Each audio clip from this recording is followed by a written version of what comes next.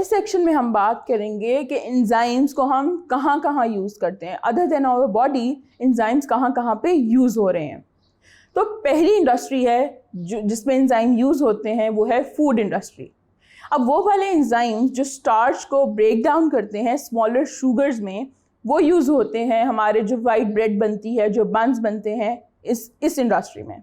और उसकी एग्जांपल है अमाइलेजेस। वो एंजाइम है जो स्टार्च को ब्रेक डाउन करता है एक स्मॉलर शुगर में और मल्टीपल स्मॉलर शुगर्स में।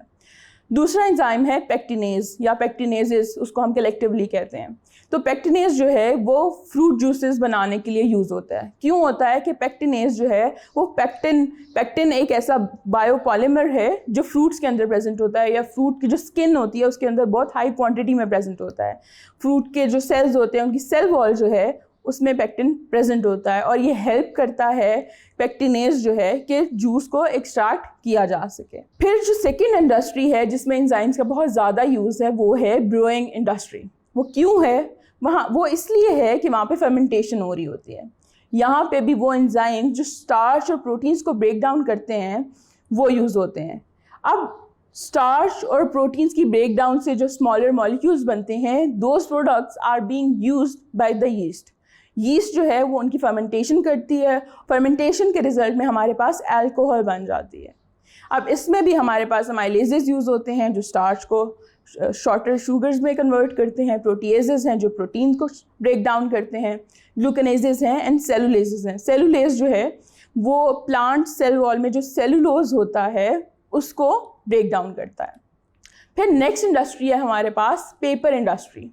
जो एंजाइम्स हैं वो स्टार्च को स्मॉलर शुगर्स में कन्वर्ट कर सकते हैं। उससे ये होता है कि जो विस्कोसिटी होती है उस पल्प की जिससे पेपर बन रहा है वो कम हो जाती है, और जो कम हो जाती है तो it is easier to make paper from that. इसके लिए हम जो मेजर है वो सेलुलेज इस्तेमाल करते हैं।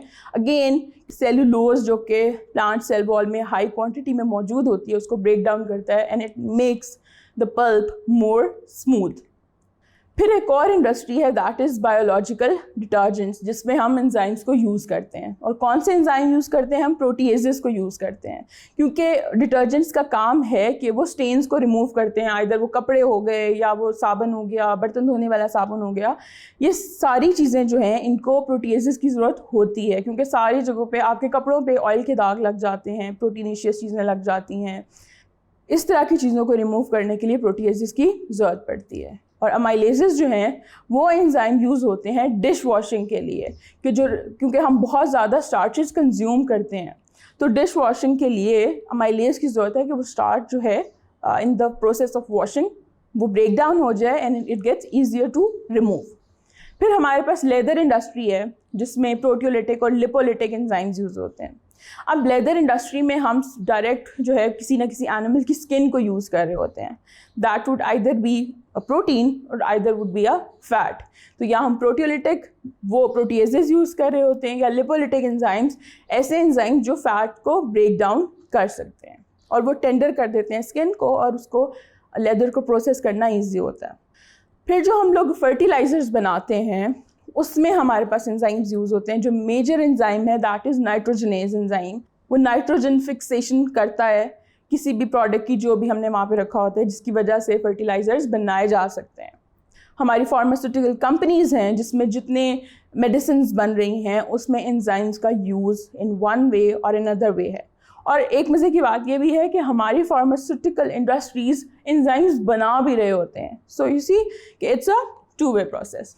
तो इन सारी की सारी इंडस्ट्रीज़ में हम एंजाइम्स को यूज़ कर रहे हैं। कमर्शियली अवेलेबल है एंजाइम्स, और ये बहुत थोड़ी क्वांटिटी में चाहिए होते हैं किसी भी रिएक्शन को स्पीड अप करने के लिए।